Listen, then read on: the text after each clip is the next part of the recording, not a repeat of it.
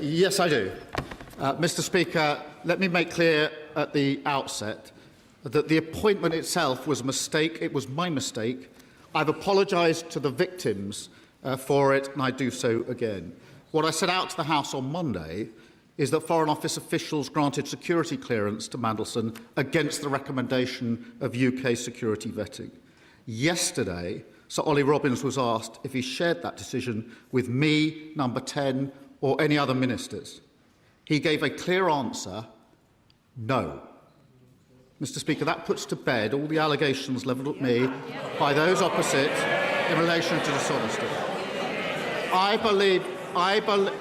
Last week they were all saying that it must have been shared with me. Sir Ollie was very clear yesterday it was not. I believe not sharing it was a serious error of judgment. That information should have been shared with me and other ministers, and if it had have been, Mandelson would not have been committed to post. Mr. Speaker, it does not put to bed anything. On the 11th of November 2024, long before any vetting had happened, the Prime Minister received advice from Simon Case, the then Cabinet Secretary. The advice said the appointment would require, and I quote, the necessary security clearances before confirming the Prime Minister's choice. This advice was ignored. So how can the Prime Minister still believe that confirming Mandelson before the security clearances was following full due process? Mr. Speaker, this was looked into by Sir Chris Wormold. I asked him to review the appointment process, including the vetting.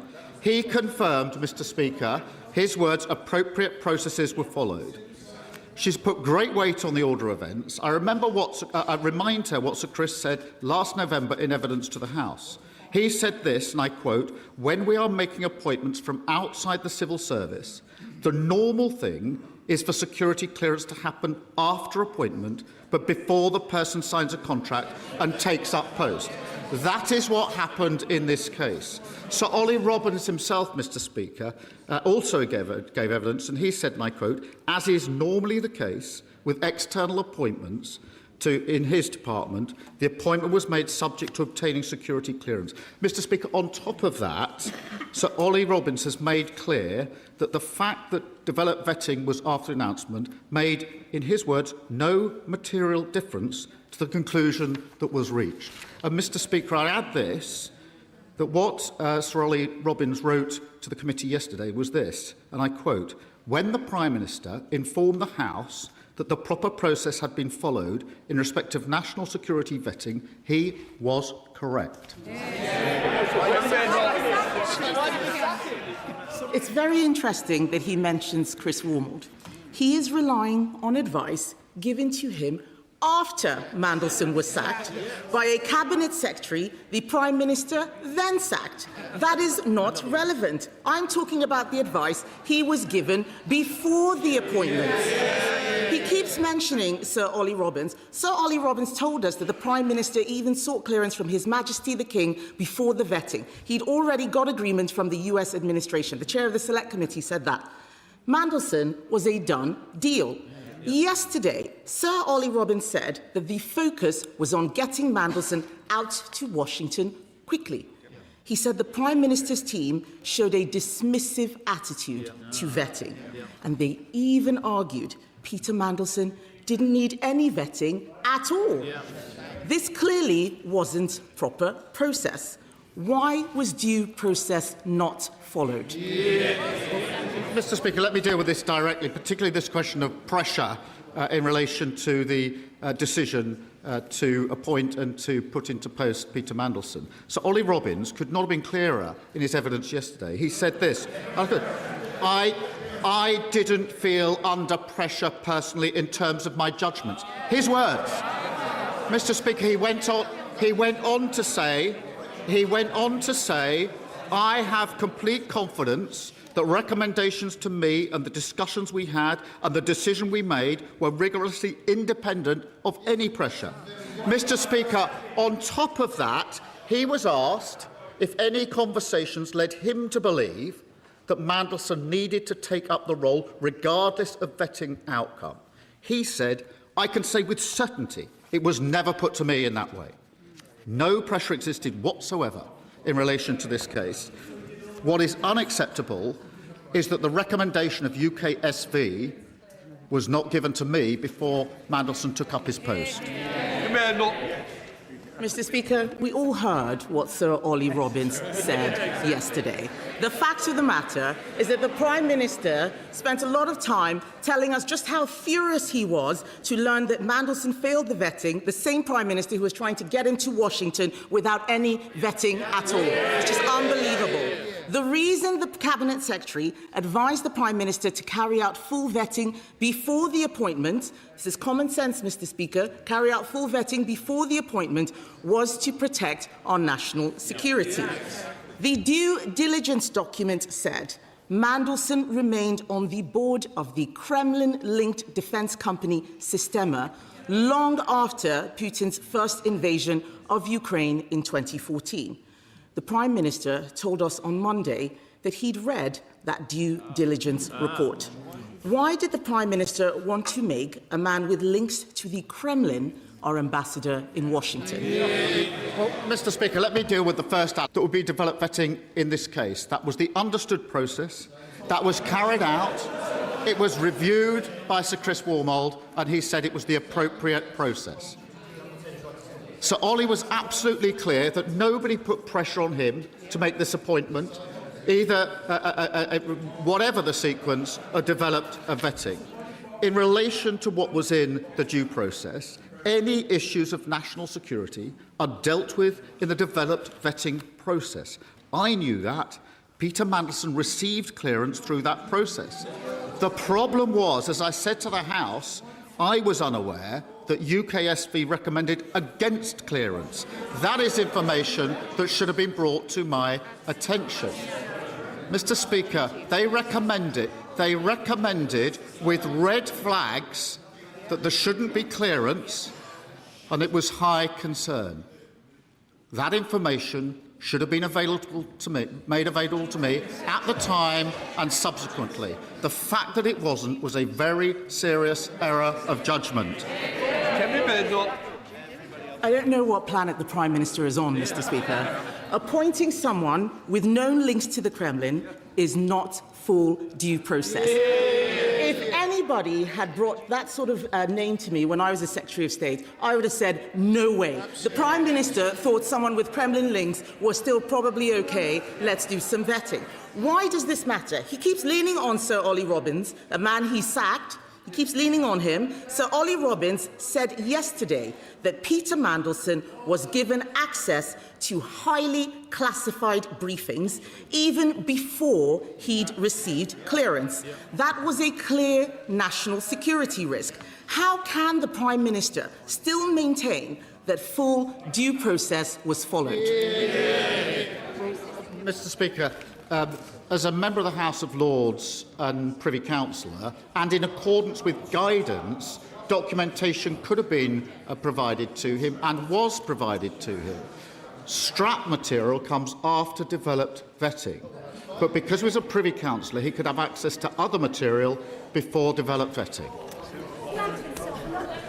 This is a joke. He says a member of the House of Lords. Does he mean people like Matthew Doyle? I'm amazed. Yes, right. I am amazed at the level of chuntering from Labour MPs. He promised them probity. What he's given them is cronyism and an old boys' club where Matthew Doyle is being proposed as an ambassador. Ridiculous. It's ridiculous. Mr. Speaker, we all heard Sir Oliver Robbins' testimony yesterday. The head of the Foreign Office was sacked for the Prime Minister's own failings. His backbenchers know that is not fair. Even his most loyal cabinet members won't defend it. The Prime Minister did not follow the process the Cabinet Secretary set out in November 2024. He knows he did not follow due process, yet he told the House he had. Mr. Speaker, I cannot accuse the Prime Minister of deliberately misleading the House, but everyone can see what has happened here. This was not due process. Everyone knows the price of misleading the House. Will the Prime Minister finally take responsibility and go? Well, Mr. Speaker, let's be absolutely clear. Before Mandelson took up his post, UKSV recommended with red flags that clearance should be denied, and there was high concern that that was not brought to my attention or the attention of the Foreign Secretary at the time or subsequently is a very serious error of judgment, and anyone in my position would have lost confidence in the former Permanent Secretary. But, Mr. Speaker, the Leader of the Opposition claimed on Friday that Mandelson could not have been cleared against security advice. She was wrong about that. She said that ministers must have been told. She was wrong about that. She claimed there was deliberate dishonesty. She was wrong about that. Wrong, wrong, wrong. She rushed to judgment as she always did, just like the Iran war. Mr. Speaker, I was elected by the British people because they let the country down for 14 long years. Whatever she says, whatever noise they make, nothing is going to distract me from delivering for our country. In contrast to the preoccupations of the Leader of the Opposition, my constituents are more concerned with the NHS and waiting lists. Thanks to this government, across England, waiting lists are coming down. In my part of the country, waiting lists have fallen by 13,000 in the past year alone. After years of Tory failure, we're getting the NHS back on its feet. Can the Prime Minister share with me what further plans we've got to get waiting lists down even more and to make sure that we've once again got a health service to be proud of? Well, the party opposite should hang their heads in shame at the state they left our NHS in. And I'm proud that this Labour government is fixing our NHS across the country. Waiting lists, Mr. Speaker, the lowest for 3 years. Best A&E waiting times for 5 years. Fastest ambulance response times for half a decade. Cancer patients getting diagnosed in the shortest time on record. Lots done, more to do. That's why we're delivering neighbourhood health centres in every community to speed up care. We did that because we invested. What did they do? They broke the NHS and then they opposed the investment that we put in. David, Leader of the Liberal Democrats. Thank you, Mr. Speaker. Can I associate myself and my party with the comments of the Prime Minister on our wonderful late Queen? And can I also agree with him on the need to confront anti-Semitism wherever it is in our society, and also remembering Stephen Lawrence and his family? Mr. Speaker, I'm sure many of us in this House were shocked by the new revelations from Ollie Robbins yesterday. He said Number 10 told him to find a plum job for Matthew Doyle, another Labour crony friends with a convicted sex offender. Mr. Speaker, the Prime Minister was asked on Monday whether Number 10 had proposed any political appointments other than Mandelson. Perhaps the last few hours have jogged his memory. Will he confirm today, did he know his office was lobbying for a diplomatic job for Matthew Doyle? And were they doing it on his authority? Mr. Speaker, as I said earlier, Matthew Doyle worked for many years in public service, for me as Prime Minister and other ministers. When people leave roles in any organisation, there are very often conversations about other roles they may want to apply for. In this case, nothing came of it. Sir David. Mr. Speaker, the House and the public watching will note the Prime Minister failed to answer my questions. But Mr. Speaker, the chaos in this government mustn't stop us from focusing on the cost of living crisis hitting our country. President Trump's idiotic war with Iran has already pushed up inflation in our country to 3.3%. And the Prime Minister knows there's far worse to come for the British people here on in. They need help now. So will the Prime Minister follow other countries and use the Treasury's extra revenues from higher fuel prices to cut rail and bus fares and slash prices at the pump by 12p a litre? Mr. Speaker, everybody can see that the conflict is causing serious economic damage in this country and countries around the world. His claim of a windfall for the government are politically misleading and economically illiterate. Did McHillier. Thank you, Mr. Speaker. Mr. Speaker, poor housing and temporary accommodation is having a devastating impact on families, their life chances, our schools and communities. Will he put the full weight of government behind ensuring that new developments in London are delivering for Londoners, not private investors and landlords, including on the Billingsgate Market site in my honourable friends Poplar and Limehouse constituencies? I thank her for a question. We inherited a housing crisis in London, including record numbers of children living in temporary accommodation, because the party opposite failed to build the homes that we need. Mr. Speaker, we're building those homes, and I'm looking forward next week when Labour will deliver more security for tenants through our Renters' Rights Act. Can I commend Hackney Council, her council, on getting on with building affordable homes? What a stark contrast to the Green Party, who've proposed 42,000 new homes across the capital and counting. Mr. Fenton Glenn, I'm glad you've found your feet because I could hear you shouting earlier, so we won't do it next week. Dr. Ellie Chance. Thank you. Mr. Speaker, the Prime Minister appointed Mandelson in a desperate and doomed attempt to pander to Donald Trump, despite knowing about his friendship with the paedophile Epstein and his links to foreign states. The Prime Minister resisted and then took a dismissive and extraordinarily incurious attitude to vetting, compromising national security. And now he's thrown a civil servant under the bus to save his own skin. All this from a Prime Minister who pledged to restore trust and integrity in government, but who's repeatedly betrayed the trust of voters and let the country down. Does the Prime Minister not recognise that the best thing he can do to restore trust and integrity is to take true responsibility and resign? Mr. Speaker, let me just correct what she said. There was no dismissive attitude to develop vetting. I knew the post was subject to develop vetting. It was subject to develop vetting. What didn't happen was I was told of the UK SV recommendation. That was a serious error of judgment. Had I been told, the appointment wouldn't have gone ahead. Martin Rhodes. Thank you, Mr. Speaker. In my constituency of Glasgow North, local people in Somerston experiencing antisocial behaviour tell me. This is an ad for a free class on data science. And here's why I think this is something that you shouldn't miss. The data science market is booming, growing at 26% every year. And by 2026, India alone has approximately 11 million roles that require data science and analytics skills. Scalar's free live data science class gives you practical information about what a career as a data professional looks like. If you've ever been curious about how data drives the world and what it takes to be a part of this quickly evolving industry, this is your sign.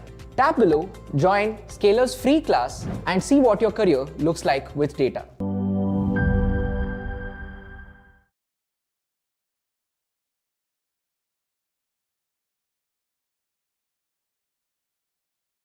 I now, but they haven't. Let a message yet.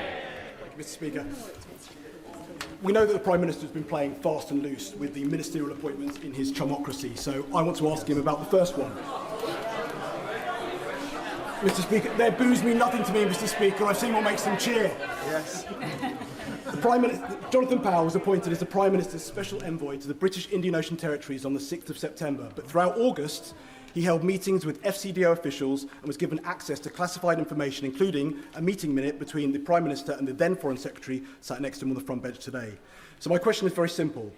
When was Jonathan Powell appointed as the Prime Minister's special envoy to the British Indian Ocean Territory, and what security clearance did he have upon that appointment? Let me say that Jonathan Powell is doing an excellent job for this government. He is respected across the world and playing a significant part in dealing with the huge challenges that we face. Jenny Riddle-Carpenter. Thank you, Mr. Speaker. Fertiliser prices are spiralling, and it's not just down to the war in the Middle East. It's also because of the choices of the previous Conservative government who let the UK's last ammonia plant based in Billingham close in 2023. They failed to see it as a nationally critical site that was critical to UK's food production. And instead that we are now more reliant on volatile imports. If we don't tackle this head-on, higher fertiliser costs will mean higher food prices in the UK. Can I ask the Prime Minister what this government is doing to support British farmers, and does he agree with me that all options to bring down the cost of fertiliser should be on the table, including securing British homemade ammonia once again in the UK? Well, clearly the Middle East conflict is placing real pressure on farmers. That's why it's very important that we de-escalate. Today the UK is hosting military planners as work continues with France and other countries to help get the Strait of Hormuz open once the ceasefire holds. We've instructed the CMA to look more closely at fertiliser and red diesel to ensure farmers are getting a fair deal. We're overhauling regulations around fertiliser to diversify supply. On her particular case, we've also taken the decision to open the carbon dioxide plant in Teesside to protect supplies, because we will always act to secure our economy. Mention Ford. Thank you, Mr. Speaker. Leaders can delegate responsibility, but we cannot delegate accountability. Lord Carrington learned this in the army, and he lived it as Foreign Secretary when Argentina invaded the Falklands. In 1982, he held himself accountable for the failures of Foreign Office officials and resigned, even though he was later cleared of responsibility. Does the Right Honourable Member not believe in ministerial accountability? Mr. Speaker, I've set out in terms what I wasn't told in relation to this process. It's clearly information that I should have been given. A UK SV recommendation with a double red flag should have been brought to my attention. It was a serious error of judgment that it wasn't. And anyone in my position would have taken exactly the decision that I took in relation to the Permanent Secretary. Foxcroft. Thank you, Mr. Speaker. Housing is one of the biggest issues in my constituency. Lewisham Council is working hard to improve this, bringing its housing stock back in-house. Non-decent homes have fallen from 1 in 4 to 1 in 10. The repairs backlog was reduced by almost 2/3, and call waiting times have fallen from 70 minutes to 4. However, leaseholders and those with cladding issues still need support. So can the Prime Minister update the House on what this government is doing in these two very vital areas? Mr. Speaker, we're tackling the injustice of leaseholds and fixing building safety, as she rightly highlights. And I can thank her for campaigning on this over many, many years. Mr. Speaker, we're capping ground rents at £250 to cut costs for almost 4 million leasehold properties. We're investing over £5 billion to remove dangerous cladding, including over £1 billion for social housing. In Lewisham and across the country, I'm determined that everyone should have a safe and secure home. Lincoln John. Thank you, Mr. Speaker. Last Thursday, a man was arrested in Laleham in my Spelthorne constituency. He'd been approaching children at the primary school, having been warned by the police not to do so. He was taken into police custody, and after further examination, he was detained under the Mental Health Act. Unbelievably, he was living in an unlicensed HMO supported by the Home Office, a stone's throw from the primary school. What I would like to know, Prime Minister, is who was responsible for the risk assessment that put him there. Was it the Home Office? Was it Spelthorne Borough Council? Who screwed up, and who can I hold accountable? Can I thank him for his question? Obviously, this is a live police investigation, as he will appreciate, and I know the Asylum Minister is looking very closely at this case, and obviously I can provide him with any further information as that emerges.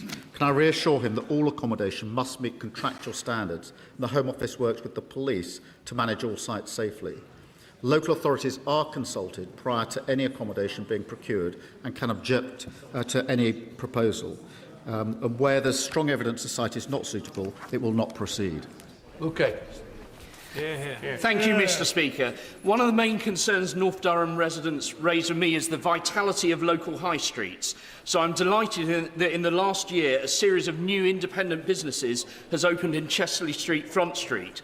Willow's Bakehouse, Paper and Park Bookshop, Pretty Busy Blooms, Kira Sushi Restaurant, and just this weekend, the Black Rabbit Bar, which I'm looking forward to visiting. Will the Prime Minister join me in congratulating these new businesses and outline the measures he is taking to support further regeneration of our high streets? I'm delighted to hear about the new businesses in his area.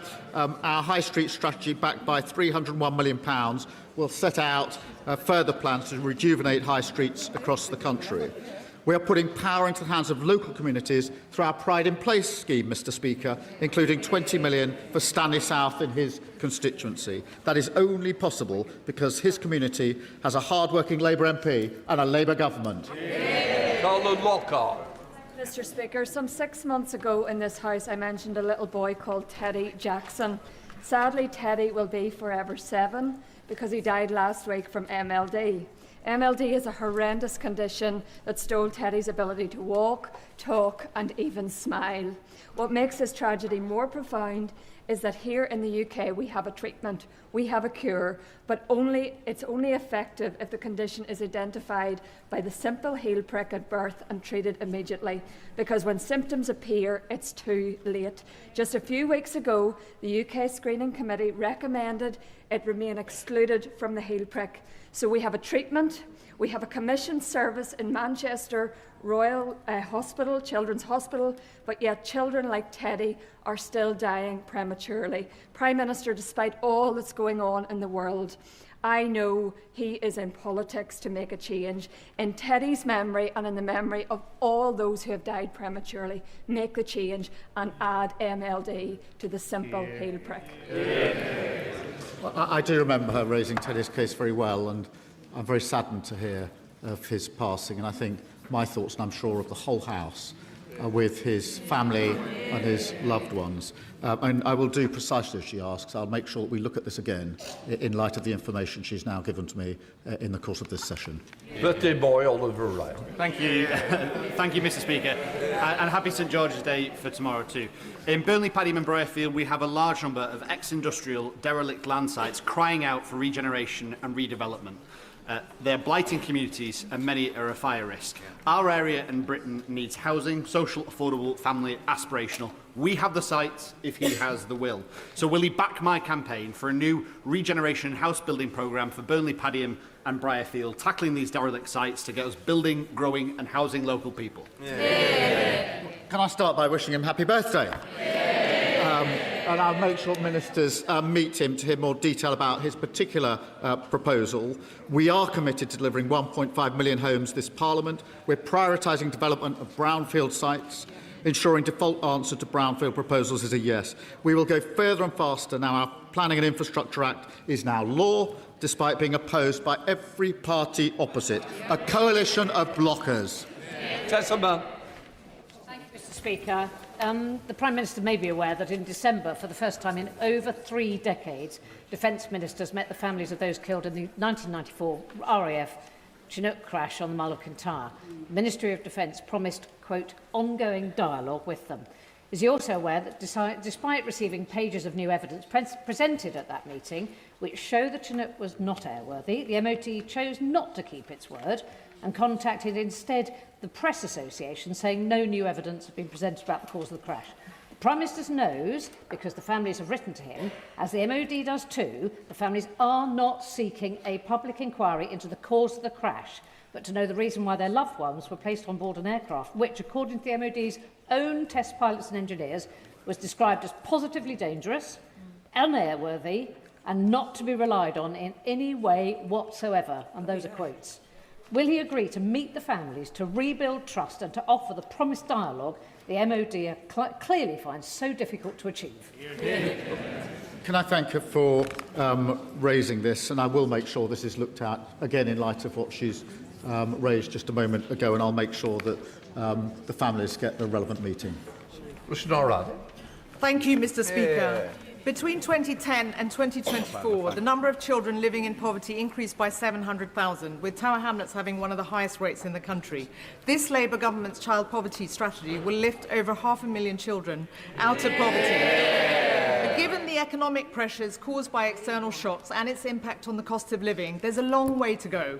Does the Prime Minister agree that the government should also look at setting a clear target to end child poverty for good. Can I start by thanking her for a long record campaigning against child poverty? Child poverty stifles opportunity. It makes it harder for kids to get on in life. And we, this government, will not stand by. This is a moral mission for this government. We will make sure that no child or family is left behind through lifting the two-child cap, expanding free school meals, free breakfast clubs, extending free childcare. More than 6,000 children in her constituency alone will benefit from the action that we're taking. And what would tourism reform do? They would plunge those children straight back into poverty. That is a disgrace. Thank you, Mr. Speaker. Today, vigils are being held across Westminster for the 22 women who are diagnosed with lobular breast cancer every day. And, Mr. Speaker, I think we're privileged to say that some of those extraordinarily brave women are in the gallery this afternoon. When I raised this issue with the Secretary of State for Science, Innovation and Technology, she promised to take action and not just commit words. So would the Prime Minister today commit to the Lobular Moonshot Project's plan to fund lobular breast cancer? Can I thank him for drawing the House's attention to the vigils and the campaign? And can I acknowledge those in the gallery who are here today? And I will make sure that this is looked at to see what further we can do and that any relevant meetings are set up. Rachel Buskell. Thank you, Mr. Speaker. In 1777, Bootham Park Hospital was given in trust to the people of York. Since it closed in 2015, NHS Property Services has squandered £5.5 million, almost its sale price, keeping the building empty and threatening to sell it for a luxury complex our city does not want. This much sought-after community space for charities and services would significantly benefit York residents. So will the Prime Minister now release this site so public land can be used for public good and we get Bootham back? Well, I know that this site is of huge significance to the people of York, and I understand the site is under offer. Ministers are happy to work with the Council and my honourable friend to find the right deal for the site, taking into account the points she's made. Sir Poaching. Thank you, Mr. Speaker. Every day that the Prime Minister fails to act or even acknowledge Pakistani grooming gangs that rape and torture vulnerable white girls, more victims continue to suffer. Whilst he spends his energy forcing friends of paedophiles into top jobs, why not use that energy to stop this national disgrace? Mr. Speaker, I spent many years prosecuting paedophiles who are now in prison, so I really don't need lectures from Reform about this. Final question, Sonia Kumar. Thank you, Mr. Speaker. In 2022, my constituent, Masi Sibanda, dropped her 14-year-old son, Noah, off to nursery like any other day. Tragically, this will be the last time Masi would see her son alive. A staff member at Fairy Tale Nursery tried to get him to sleep. When Noah resisted, she covered his face with a thick blanket and used her leg to pin him down. The pressure applied to his tiny body was so extreme, it ruptured his colon. Mr. Speaker, no parent should have to endure such unimaginable loss. The sentencing has taken place. Will the PM meet with Masi to discuss how we can ensure that tragedies like this never happen again? The case she raises is utterly tragic, and as she went through those details, I think we all would have felt the same as I did, that it must be impossible to fathom how the family must feel in relation to this awful and tragic case. I will make sure that all the necessary meetings are set up in the way that she has asked for. That completes Prime Minister's questions. Let the front benches change over.